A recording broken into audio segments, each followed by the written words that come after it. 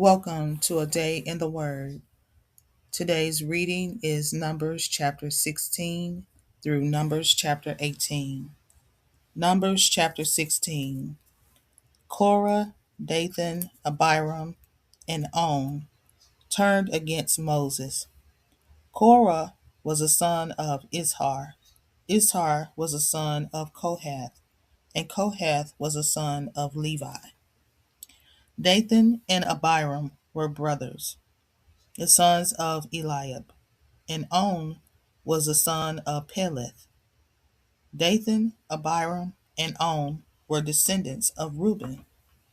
These four men gathered 250 other men from Israel together and came against Moses. They were leaders who had been chosen by the people.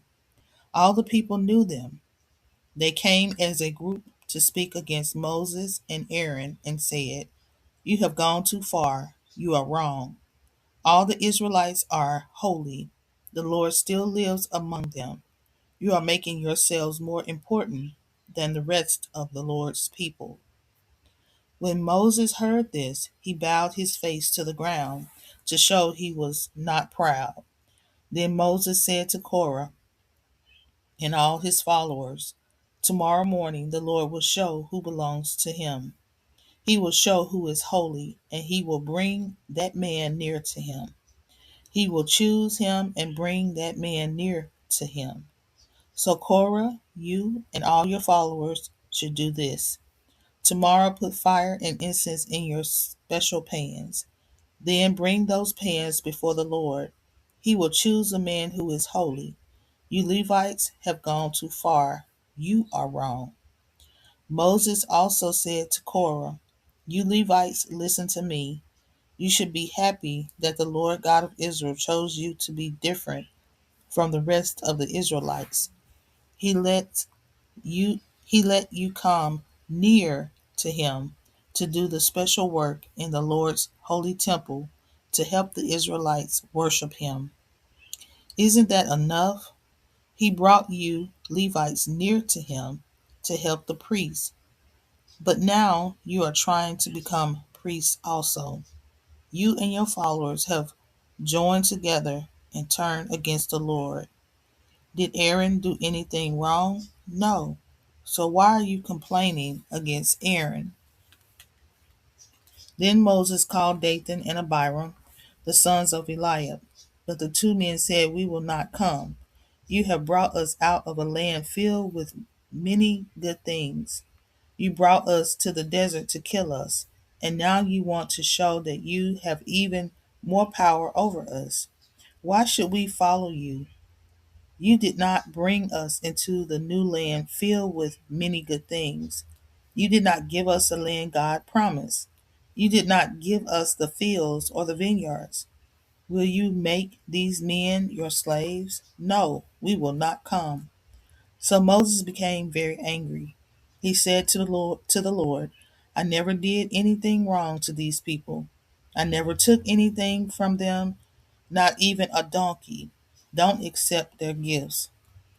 Then Moses said to Korah, "You and all your followers will stand before the Lord tomorrow. Aaron will also be there with you and your followers. Each of you must bring a pan, put incense in it, and present it to the Lord. There will be 250 pans up for the leaders, and one pan for you and one pan for Aaron." So each man got a pan and put burning incense in it. Then they stood at the entrance of the meeting tent. Moses and Aaron also stood there. Korah also gathered all the people together at the entrance of the meeting tent. Then the glory of the Lord appeared to everyone there. The Lord said to Moses and Aaron, "Move away from these men. I want to destroy them now." But Moses and Aaron bowed to the ground and cried out, "God, you know what people are thinking. Please don't be angry with all these people. Only one man really sinned." Then the Lord said to Moses, "Tell the people to move away from the tents of Korah, Dathan, and Abiram." Moses stood and went to Dathan and Abiram. All the elders of Israel followed him. Moses warned the people, "Move away from the tents of these evil men. Don't touch anything that belongs to them. If you do, you will be destroyed because of their sins." So the men moved away from the tents of Korah, Dathan, and Abiram. Dathan and Abiram went to their tents. They stood outside of their tents with their wives, children, and little babies. Then Moses said, "I will show you proof that the Lord sent me to do all the things I told you. I will show you that all these things were not my own idea. These men will die, but if they die in a normal way, the way people always die, then that will show that the Lord did not really send me. But if the Lord causes them to die in a different way, then you will know that these men have sinned against the Lord. This is the proof. The earth will open and swallow them. They will go down to their graves still alive, and everything that belongs to these men will go down with them." When Moses finished saying these things, the ground under the men opened. It was as if the earth opened its mouth and swallowed them. All of Korah's men, their families, and everything they owned went down into the earth. They went down into their grave alive. Everything they owned went with them. Then the earth closed over them. They were finished, gone from the camp. The Israelites heard the cries of the men being destroyed, so they all ran in different directions and said, "The earth will swallow us too." Then a fire came from the Lord and destroyed the 250 men who were offering the incense. The Lord said to Moses, "Tell Eleazar, son of Aaron, the priest, to get all the incense pans from the fire. Tell him to scatter the coals and ashes. These men sinned against me, and their sin cost them their lives. But the incense pans are still holy. The pans became holy when people gave them to the Lord. Hammer the pans into flat sheets. Use the metal sheets to cover the altar. This will be a warning to all the Israelites." So Eleazar the priest gathered together all the bronze pans that the men had brought. These men were all burned up, but the pans were still there. Then Eleazar told some men to hammer the pans into flat metal. Then he put the metal sheets on the altar. He did this the way the Lord commanded him through Moses.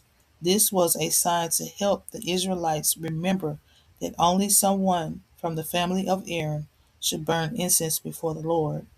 Any other person who burns incense before the Lord will die like Korah and his followers.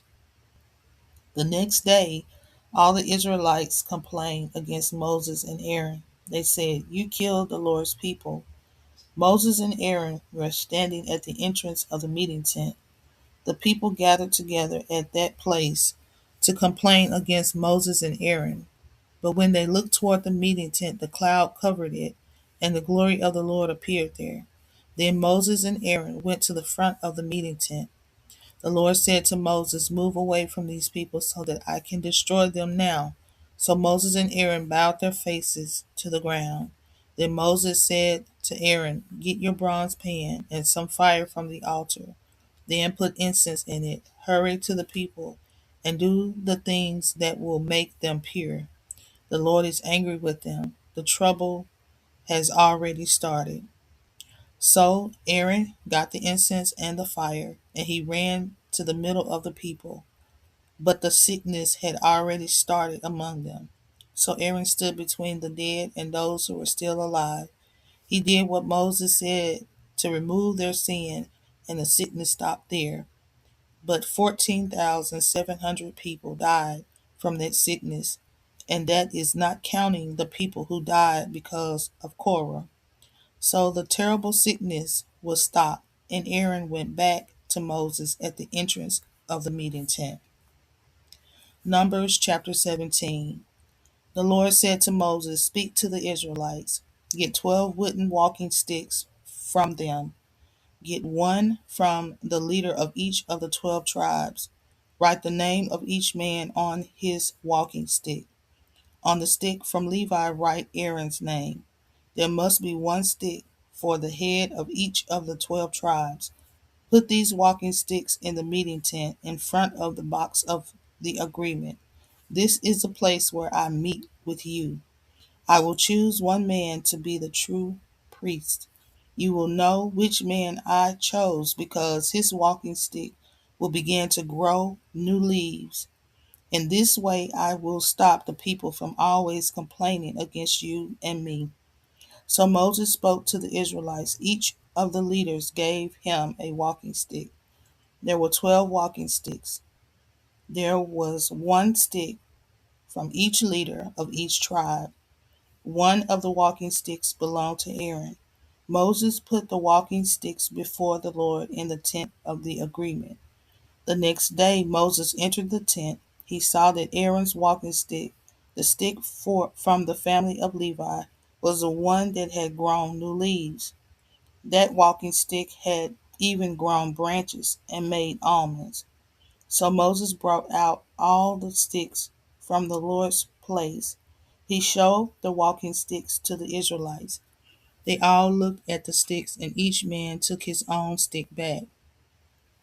Then the Lord said to Moses, "Put Aaron's walking stick back in front of the box that holds the agreement. This will be a warning for these people who are always turning against me. This will stop their complaining against me so that I will not destroy them." So Moses did what the Lord commanded him. The Israelites said to Moses, "We know that we will die. We are lost. We will all be destroyed. Anyone who even comes near the Lord's holy place will die. Is it true that we will all die?" Numbers chapter 18. The Lord said to Aaron, "You and your sons and all the people in your father's family must bear the responsibility for any wrong that is done against the holy place or against the priest. To prevent that from happening, you must bring the rest of the men from the tribe of Levi to join you. These Levites will help you and your sons do your work in the tent of the agreement. These Levites will be under your control. They will do all the work that needs to be done in the tent, but they must not go near the things in the holy place or the altar. If they do, they will die, and you also will die. They will join you and work with you. They will be responsible for caring for the meeting tent. All the work that must be done in the tent will be done by them. No one else may come near the place where you are. You are responsible for caring for the holy place and the altar. I don't want to become angry with the Israelites again. I myself chose the Levites from among all the Israelites. They are as a gift to you. I gave them to you to serve the Lord and work in the meeting tent. But Aaron, only you and your sons may serve as priests. You are the only ones who can go near the altar or behind the curtain into the most holy place. I am giving you a gift, your service as a priest. Anyone else who tries to come too close must be killed."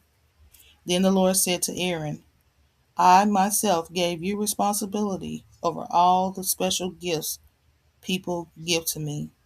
All the holy gifts that the Israelites give to me, I give to you. You and your sons can share in these gifts. They will always belong to you.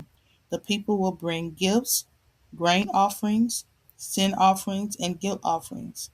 These offerings are most holy. You share in the most holy offerings will come from the parts that are not burned. All these things will be for you and your sons. Each eat these things only in a very holy place. Every male in your family may eat them, but you must remember that these offerings are holy. The Israelites will bring special gifts that you will lift up to me. I give these gifts to you and your sons and daughters. That is your share. Everyone in your family who is clean will be able to eat it. And I give you all the best olive oil and all the best new wine and grain. These are the things that the Israelites give to me, the Lord. These are the first things that they gather in their harvest. When the people gather a harvest, they bring all the first things to the Lord. So these things I will give to you, and everyone in your family who is clean may eat it. Anything in Israel that is a special gift to God is yours. A woman's first baby and an animal's first baby must be given to the Lord. That baby will belong to you. If the firstborn animal is unclean, then it must be brought back. If the baby is a child, that child must be brought back. They must make the payment when the baby is 1 month old. The cost will be 5 shekels of silver. You must use the official measure to weigh this silver. A shekel by the official measure is 20 gerahs. But you must not make a payment for the firstborn cow, sheep, or goat. These animals are holy. Sprinkle their blood on the altar and burn their fat as a sweet smelling gift to the Lord. But the meat from these animals will be yours, and also the breast that was lifted up to the Lord will be yours, and the right thigh from the other offerings will be yours. I, the Lord, give you everything that the people offer as holy gifts. This is your share. I give it to you and your sons and daughters. This law will continue forever. It is an agreement with the Lord that cannot be broken. I make this promise to you and to your descendants. The Lord also said to Aaron, you will not get any of the land, and you will not own anything that the other people own. I myself will be yours. The Israelites will get the land that I promised, but I am my gift to you. The Israelites will give 1/10 of everything they have, so I give that 1/10 to the Levites. This is their payment for the work that they do while they serve at the meeting tent. But the other Israelites must never go near the meeting tent. If they do, they must be put to death. The Levites will do the work of caring for the meeting for caring do the work of caring for the meeting tent. They must bear the responsibility for anything done against it. This is a law that will continue forever. The Levites will not get any of the land that I promised to the other Israelites, but the Israelites will give 1/10 of everything they have to the Lord, and I will give that 1/10 to the Levites. That is why I said these words about the Levites. They will not get the land that I promised the Israelites. The Lord said to Moses, speak to the Levites and tell them, the Israelites will give 1/10 of everything they own to the Lord. That 1/10 will belong to the Levites, but you must give 1/10 of that to the Lord as your offering. That tenth will be your offering to the Lord. It will be like grain from your own threshing floor, or wine from your own winepress. In this way, you will also give an offering to the Lord just as the other Israelites do. You will get the 1/10 that the Israelites give the Lord, and then you will give 1/10 of that to Aaron the priest. When the Israelites give you 1/10 of everything that they own, then you must give the best and the holiest part of these things as your gift to the Lord. Moses, tell this to the Levites. When you give the best part of what you receive to the Lord, it will be the same as grain from your own threshing floor and wine from your own winepress. You and your families can eat all that is left. This is your payment for the work you do in the meeting tent. And if you always give the best part of it to the Lord, you will never be guilty. You will always remember that these gifts are the holy things from the Israelites, and you will not die. Thank you for joining A Day in the Word Bible in a Year series. Please subscribe, comment, like, and don't forget to turn on that notification bell. Until next time, shalom.